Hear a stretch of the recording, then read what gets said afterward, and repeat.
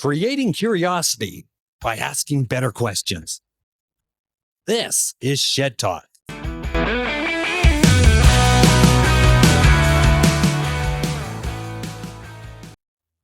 Chad Lefevre is an international design thinker and a senior level creative strategist. For 18 years, he has worked with leaders and companies to design strategies, activating human potential, and improve outcomes through transformational leadership.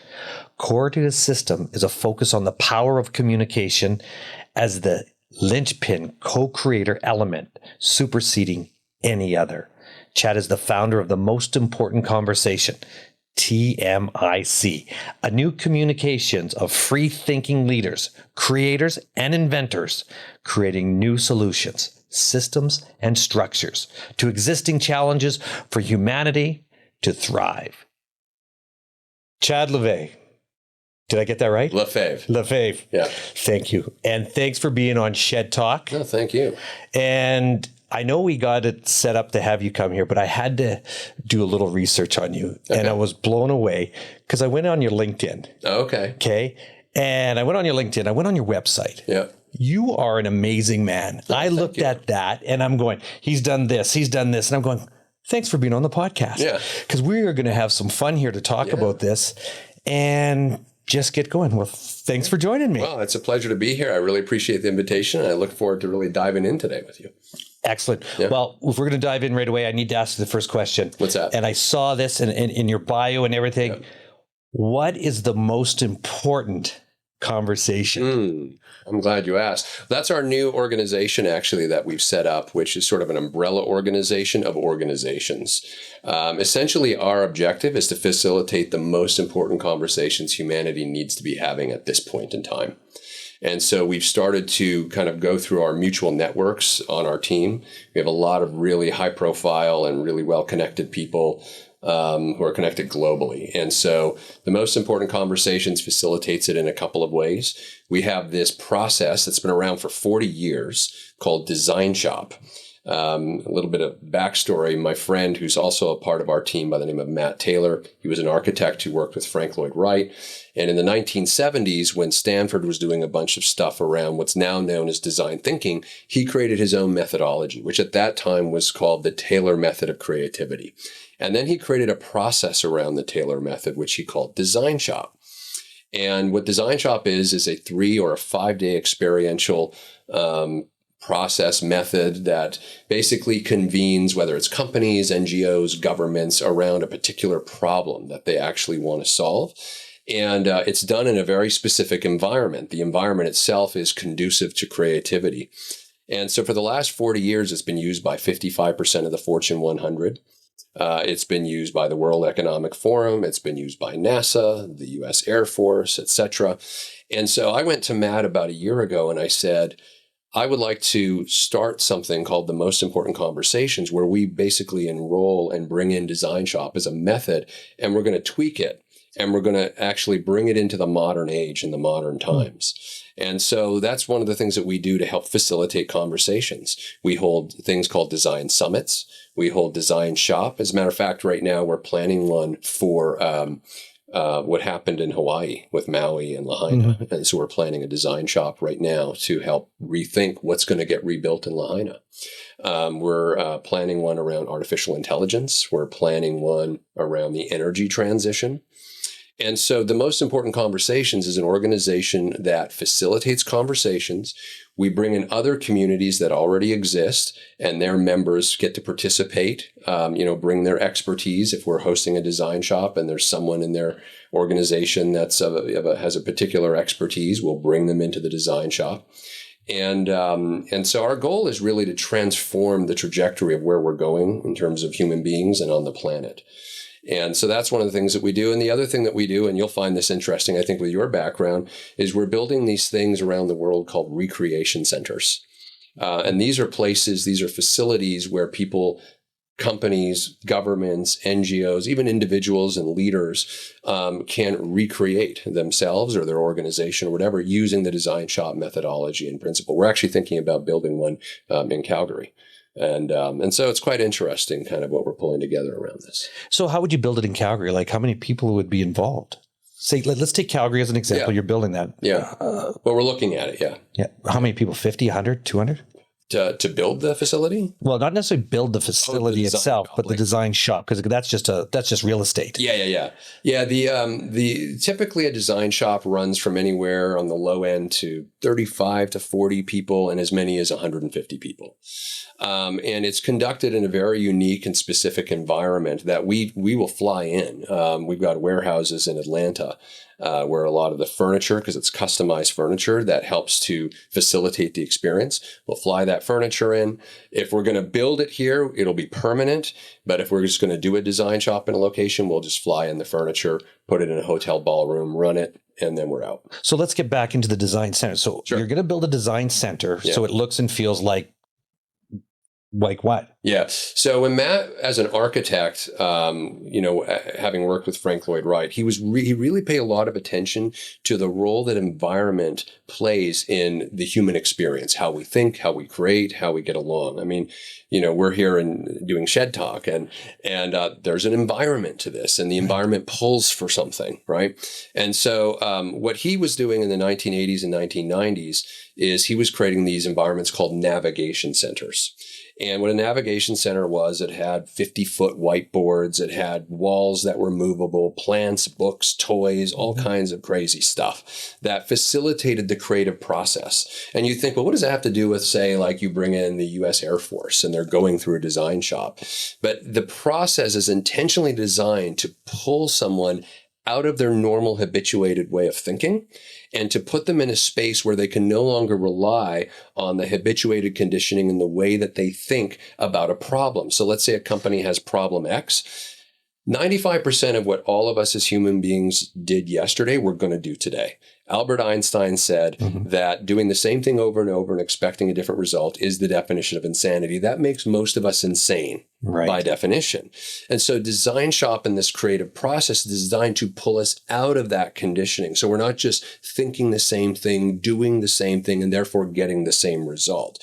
The reason it's been so effective and why 55% of the Fortune 100 has used it, some of them do dozens and dozens of these design shops on a regular basis, is the reason it's so effective is because it pulls people out of that conditioning and they can see things and develop solutions that they never would have been able to see. And the environment really pulls for that. That's why it's worth it to us to either truck the furniture around the world. I put it this way. If normal strategic and design thinking is like the equivalent metaphorically of listening to the radio, we're a live music concert. It's a totally different experience, and it's hard to articulate. You kind of have to go through it and experience it. But trust me, it works. Otherwise, they wouldn't continue using it. So let's go back, say 1999, a little later, Microsoft. Let's use the Fortune 500 coming back then, where they used basically lunches and brought in lunches and brought in a whole different environment. Their working environment, Facebook. Is that kind of like the same concept? Well, I think it comes from the same intent, which is to basically kind of change up the flow of the environment and change up what you do in the environment to activate different parts of the brain. See, the thing about our brain is it wants to do the same thing that it's always done because it's predictable. And as far as the brain is concerned, predictability means safety, security. Hey, take a minute and smash that subscribe button. And let's get back to the episode. It's Maslow's pyramid, right? The whole idea of Maslow's pyramid is, we don't get above safety, security. Most people don't. They don't get to that level of full human optimization in terms of what their true potential is. Most of us get stuck in that safety, security zone, doing the same thing, playing the same game, not taking risks, not going outside of our comfort zone. And so the brain wants to predict, which is why as human beings, without even realizing it, it's just unconscious. We're habituated to do the same thing over and over because the brain feels that it's safe. I actually came up with a term years ago that I've taught on for years called the near win. And I was doing some work in Las Vegas, and we were working with a casino brand there on a digital project. And it gave me the opportunity to actually spend some time with some neuroscientists and some behavioral scientists. And it was a funny thing, the story they told me. They said, slot machines, anyone who's been to Vegas will really appreciate this. Slot machines, back in like the 1950s, 1960s, they played this experience of sort of loose and tight slots. A lot of the casinos would play this. They would loosen the slots would pay out. There was no social media back then, but the rumor mill would get going and everyone would go, oh, you got to go to this casino because, they pay out. And then, they'd fill the casino and then they'd tighten the slots, meaning the slots weren't paying out as much anymore, right? And this was a way of kind of sucking in the money. Well, the state, people started to complain and the state got wise to what they were doing. So Nevada started to regulate that. And so now they have to think about how do we keep people doing something that is on the surface irrational. You're sitting in front of a machine. There's a high probability you're not going to leave with money. I mean, the house is going to win, but you keep putting the money in, right? What is that addictive quality in the brain that has us do things, even sometimes irrational things? But, what's the payoff that we're getting? And so these neuroscientists and behavioral scientists that I was working with, they explained to me that there's this thing in the gaming or the addiction literature, right, that they call near loss. I reframed it near win. And essentially what that is if you can imagine a slot machine with 3 slots, right? So a total loss is they're all mixed up and scrambled. There was no way you were going to win. And then a win is obviously they all line up and you win. A near loss, or what I reframed as a near win, is when 2 tick into place and the third almost does, but it doesn't.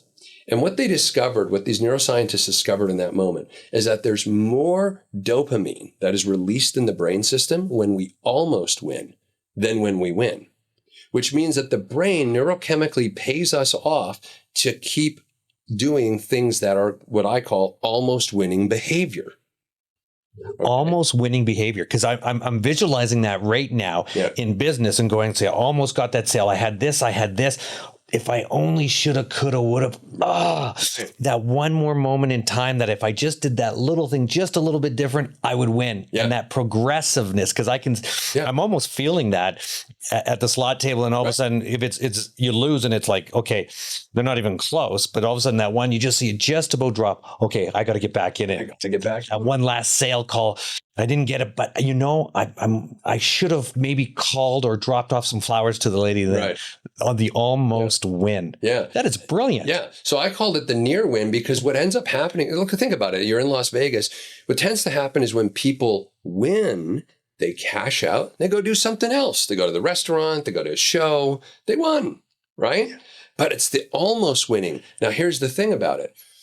The thing that kind of got me into a lot of the work that I'm doing now is back in 2009, 10, and 11, I was co-producing an event in Los Angeles where we were bringing in some of the top authors and speakers in the world together, 250 to 300 of them. Once a year they'd come. It was a closed door thing. It wasn't for the public. There was no keynote speakers for the public to come watch. It was an industry thing.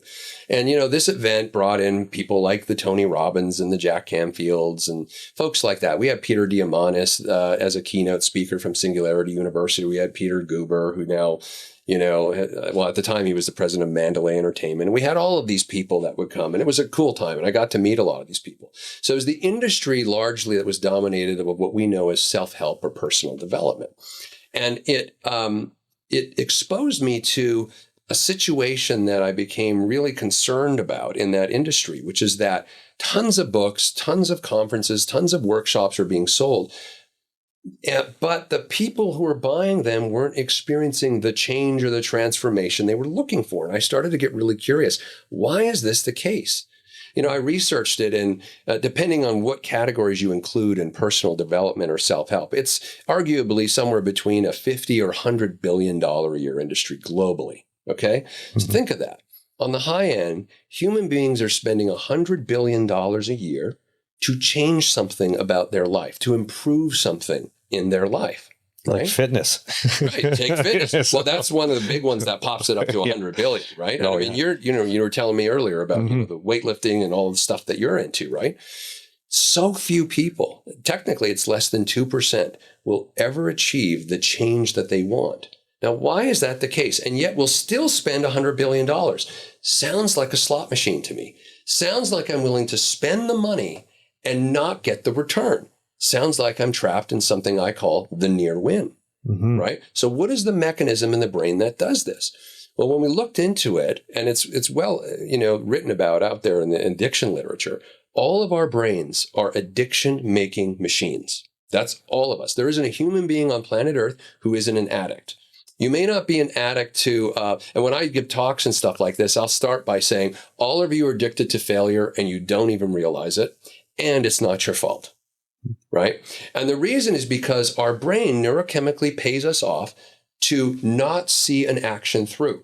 So we'll go buy that book, we'll go to that conference, right? But then it becomes, the self-help book becomes shelf help. We never read it. We never implement anything because the brain neurochemically rewards us. So we feel pleasure. We feel like I'm taking my life back. I'm going to transform something. I'm feeling so good, right? Or we go to that conference and we're high-fiving and we're walking on coals and we're getting that oxytocin hit and everything. And we leave with a bag of books and we go home to the very same architecture and environment that caused us to want to go to that thing in the first place, incidentally. And we're right back into the rut without realizing it. Now, we feel good for a couple weeks, a month, but nothing changes. Well, it's a great business model for self-help because when I feel low again, I'm going to want to go back to another conference, buy another book, right? It just keeps me in this loop. But I got really curious. How do we change the brain? And so you asked earlier about the most important conversations. It started as a leadership development seminar online, a workshop that I created 5 years ago. And I did it for free for 4 years. I wanted to see, could I reliably change a human being? They show up with what they want to change. And over the course of an entire year, we work with them to actually go through a series of different bodies of work that fundamentally transform them. And it has been wildly successful. I mean, we've had Olympic athletes, we've had leaders from Fortune 100 companies, we've had executives, we've had scientists, we've had average people just who want to do something. And we figured out that there are some key things that are missing, maybe intentionally, maybe not, in the traditional self-help industry that are holding people back. So where does the mindset come into play here? Because I'm looking at this and all of a sudden I'm going to the seminar, picking up the book and I'm getting that, the almost win. Yep. Okay. Because you know what? I've won here. Here it is. Just before that slot, I'm going home, but I just didn't do the, what do we call motivation versus determination. Okay. And then there's 1,000 words to be able to talk about that. Yeah. And then you're almost there. Yeah. So when you're getting everybody back, willpower. Mm-hmm. How does that play into this? Willpower actually doesn't have a lot to do with it. Right. Right. What we've found is that you can have all the willpower in the world, and anyone who's addicted to, I use the word addiction to activate people and cause them to go, hey, I'm not addicted, to get kind of frustrated. I say, look, think about what addiction is. It's just reinforced behavior. That's it. And the brain neurochemically reinforces the behavior through the pleasure reward system in our mind. And so we're all addicts. We think of addicts as drugs, alcohol, all that kind of thing. And if you talk to someone who's on opioids or alcohol, all the willpower in the world isn't going to kick them out of that. Right. What about being obsessed? So let's take not willpower, but somebody that's going to be obsessed about something that they're going to do. Yeah.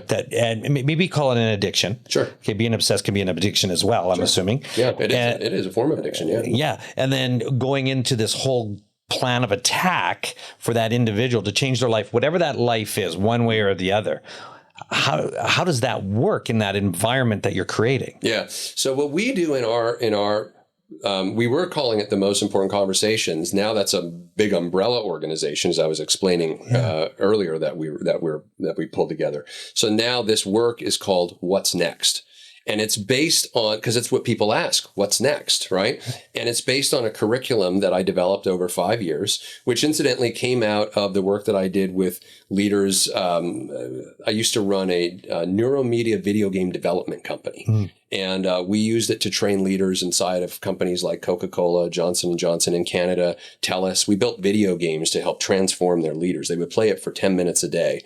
And over time, it would transform the leadership and the cultures in the company. It was quite interesting. So it's actually a video game to play this. It's a video game that you play. Yeah, we build it on the servers of the company, so it's behind the firewall and all of that. But it's accessible to everyone in the company. So an actual game playing. It's a video game, yeah. Interesting. We can get more into into the play of that. It was kind of fun. But we were really interested in how do we transform people. So I took all of the learning from that and I created the most important conversations. And the method has a couple key things. Number one, right now in the marketplace, what we call self-help or personal development, it focuses on two areas, motivation and inspiration. Right? It motivates people to want to act and it inspires them with the belief that they can do something about something in their life that they want to change. The problem is that the content part of it is largely just informative. It's just information, and information is not transformation. Information is information. You've got to do something with it. You've got to embody it. Well, how do you get people to do that? Right? They're not reading the books. They're not, really seeing anything through at the workshops and stuff like that. I mean, people have Microsoft did a study in 2015, and they found that the average attention span compared from 1960 to 2015 when they did this study, and they were using data from 2012. In 1960, the average attention span was 22 minutes. By 2012, when they finally reported on this in 2015, the average attention span is 8 seconds. We went from 22 minutes to 8 seconds. By the way, a goldfish has an attention span of 9 seconds. Mm-hmm. This is what we've created because of our technological heavy, world right now, where on a smartphone, we're all addicts. We just want to see the next thing. Right. And we've all seen maybe, the social dilemma and some of the stuff that's been coming out over the last few years about how we've created addiction-making machines in the palm of our hands, and everyone has them, right? And so when people want to experience something fresh and new, the refresh rate of their brain every 8 seconds, it's kind of difficult for them to, say, read a book or to get immersed in any kind of deep amount of information that's going to move them from motivation, inspiration to transformation, right? Hey, take a minute and smash that subscribe button, and let's get back to the episode.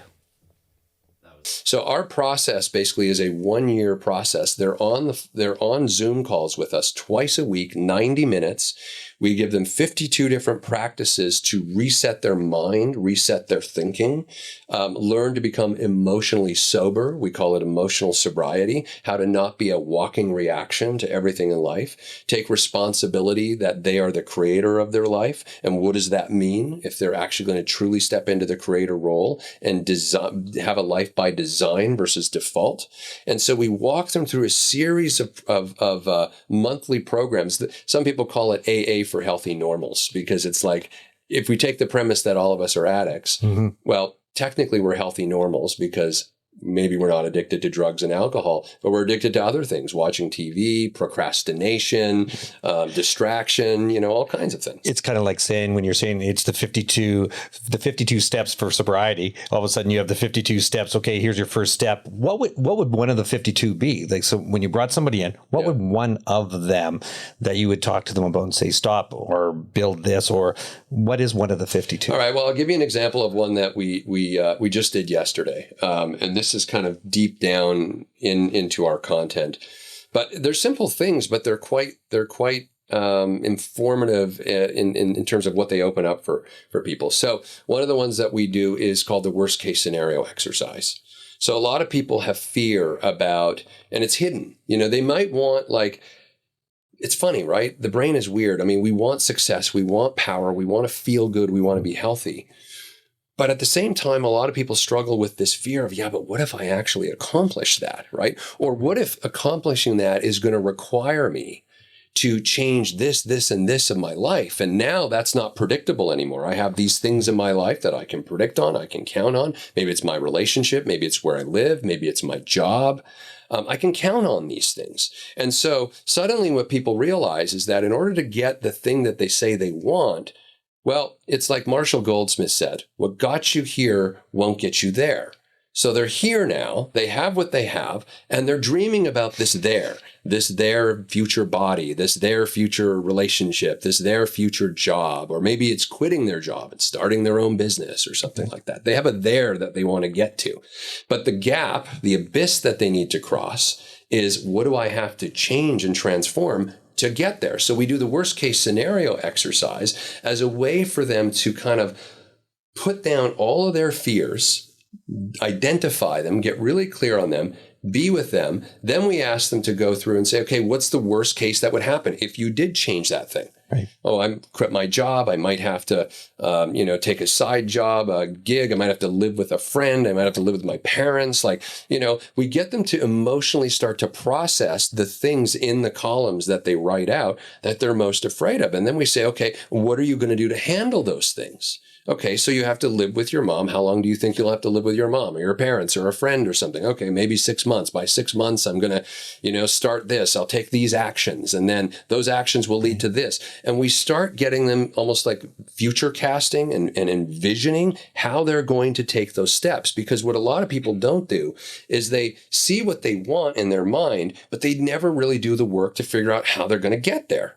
Right. And the thing that prevents them from even starting to take that step is the fear of what they're going to have to give up to get there. So it just becomes a fantasy. Most people are trapped in a fantasy and the near win is the mechanism that keeps them trapped there. And what's interesting, it's kind of like you're the sum total of your own thoughts. You are where you are because you first imagined it, and that's where you're at. Yeah. And the greatest storytelling is that, and I'm just speaking from experience on this, becomes the narrative. So you're telling yourself the narrative every single day, the storytelling that you're telling yourself every day. Yes, I need to go home, or so this is going to happen, this is going to happen. But really, what is the worst thing that can happen to you? Right. Nothing. Right. Or nothing. Yeah. As entrepreneurs and where we're at and focus, whatever we are, it just becomes a whole different feeling and meaning. Yeah. So telling me those 52, it's like, hey, what does that look like to the next step, Because I can feel for that and feeling it inside. Understanding who you are as an individual, to truly love yourself as an individual, where you're at becomes that aha moment of inner peace. Yeah. Yeah. And this is where inner peace comes in with your guys, because of the Hoffman group, you've dealt with that. Yeah, Hoffman. It's been absolutely stellar. And you've known EO as well as forever, Entrepreneurs Organization all over the place. Yeah. So what's your next greatest adventure here? My next greatest adventure is what we're working on right now with the most important conversations. I mean, building these recreation centers around the United States and then the world, and deploying our content into those recreation centers, bringing Design Shop back to the world in a fresh way. We're just about to launch something we call Design Lab, which is for executives who haven't been able to afford a design shop. They're not cheap. A design shop can run anywhere from $350,000 to $500,000 for 3 days. They're not cheap events. And so a lot of companies, especially small and mid-sized companies, they don't have those budgets. We're just about to roll up Design Lab, which gives them a virtual sort of bite-sized ability to take the biggest problem their company is having, do it in a mastermind environment with 11 other executives. And actually myself, and the other Design Shop facilitators, we actually will use Design Shop principles, methods, models, and tools, and patterns and tools. And we will actually help them, and the other 11 who are participating will work together to solve their biggest problem. Then they have to go act, and they have to come back to our mastermind group in the Design Lab and report what's working, what's not working, and we help them tweak. So we allow them to solve that problem for a fraction of the price of a normal design shop. So we're just about to roll that out in October. And how does anybody find that? You can go to themostimportantconversations.com, or you can go to tmicglobal.com. That is absolutely amazing. Yeah. And is there anything that you want to share with us as well? Well, you've shared quite a bit here. Is there anything that we haven't covered that you think should be covered? The things you know that you don't know? What you don't know. Right.